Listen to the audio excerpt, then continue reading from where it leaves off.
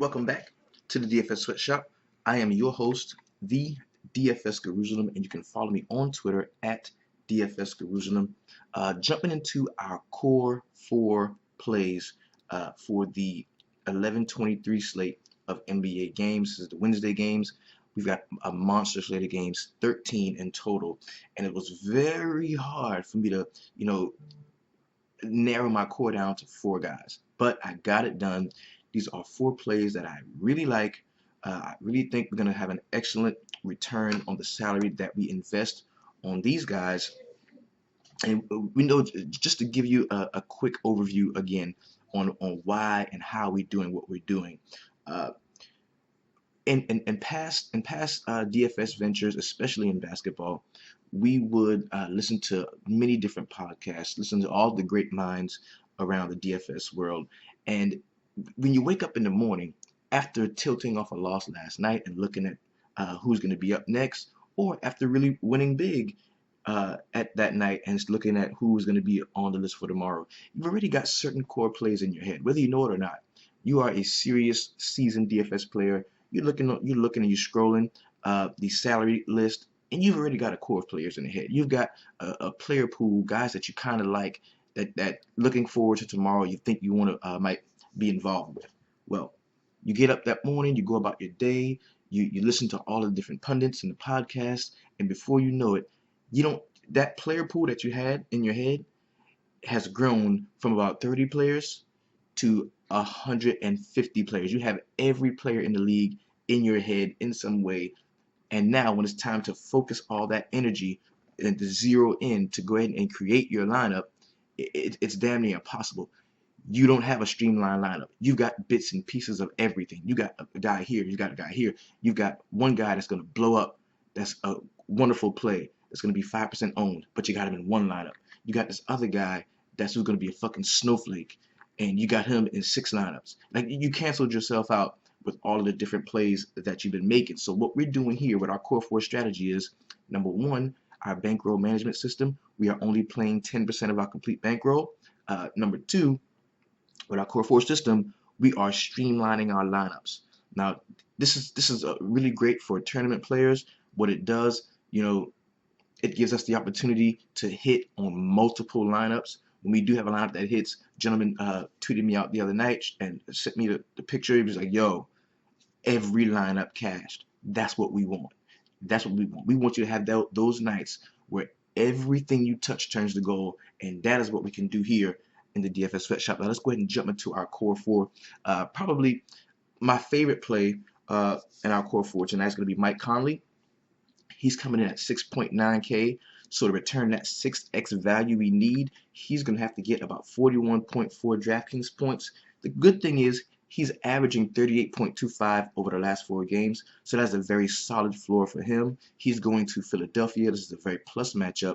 Maybe the fact that the game is in Philadelphia will help it get just a little closer so that we can see a lot of the starters and see Mike Conley really get involved and invest his full talent into this game. The next player that I like as a part of my core four is going to be LaMarcus Aldridge. Now, I feel like he owes me money. I got popped last time. He's sat, but he's very well rested. They're ready to go. He's at 6.4K, which is a really good price on him. Going to the Beehive in Charlotte, I think the game's going to be a little closer. Maybe Charlotte may even win this game. I don't know, but I think this game's going to be pretty close. And I think LaMarcus Aldridge is going to see his full allotment of minutes.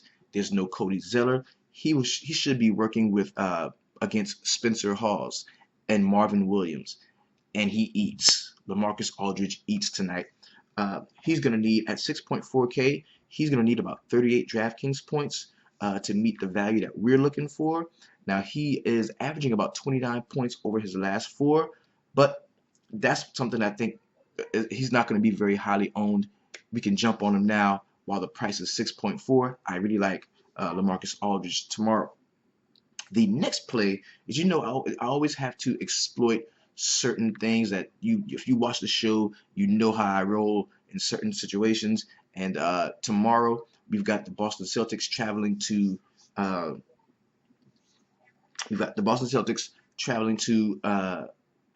Brooklyn, to New York, to take on the Nets. So I want a piece of whoever is going to be doing the rebounding against the Boston Celtics. And I could have went a couple of ways with this. I liked Brook Lopez a lot. I really do. I like there's two guys that I like a lot that are going to be in some lineups that are not in my core four, but I just like these guys, and I will give them honorable mention. I will. But Trevor Booker, man, at 5.3K, he's going to need 31.8 DraftKings points to meet the value we're looking for. He's averaging 21 over the last four. So we're asking a lot from him. But when Boston comes to town with they can't rebound ass, I really think we can look to Trevor Booker. Now, I did like Brook Lopez too. He gets honorable mention, but my core four, there's a salary threshold that I have to stay under in order to pay up for guys that I really want to get into later. Now, the last member of tonight's core four is going to be DeMarcus Boogie Cousins at 9.9K. This is probably the safest player in my core four. Two of the plays, the Aldridge play and the Trevor Booker play, are more so upside plays, but I really think they're going to pan out because of the narratives involved with the games. So we've got DeMarcus Cousins at 9.9K. He needs to get about 59.5 DraftKings points in order to meet the value that we're looking for. He averages 56 over the last four. Get him in there. DeMarcus Cousins is the most fairly priced stud on the slate. I'm Westbrook fade. Harden 10%. Out of all the five different entries lineups I'm putting in, he's not. Harden maybe. Westbrook's complete fade. Maybe LeBron. Maybe yeah, on all of the big guys, the huge salaries. This is the safest one. It's the fairest one, and I'm gonna be rolling a lot of Boogie. He's gonna be my late night hammer. I'm gonna hit the lock button on him and have him in every lineup. This has been your DFS Jerusalem, bringing to you today's core four plays. You don't have to use my core. The whole point to the thing is to get you to think, to get you to shut out all the noise around you from the different podcasts, and to center yourself on a core of players that you really like. And I can tell you how I fill out my roster. I look around, listen to the podcast. I'm gonna be doing that shortly, getting all of the different news and notes that I see coming from the DFS world, and I'm gonna let the DFS community select two players. I'm gonna get those two guys that I know are gonna be chalk plays. Everybody's gonna be on them. Then I'll have 6 players and an 8-man salary. The next thing I'm going to do, the last thing, is I'm going to get all of the news and notes from the NBA, the coaches' decisions, see who is going to be in because of injury concerns or something of that nature. I'm going to pick 2 guys from there. That will complete my 8-man roster. And I will do that 5 times, have my 5 lineups, submit them in as many tournaments as my 10% of my complete bankroll would allow me to do. And I'm going to sit back with you on Twitter, get this money, and of course, we're going to keep it 300.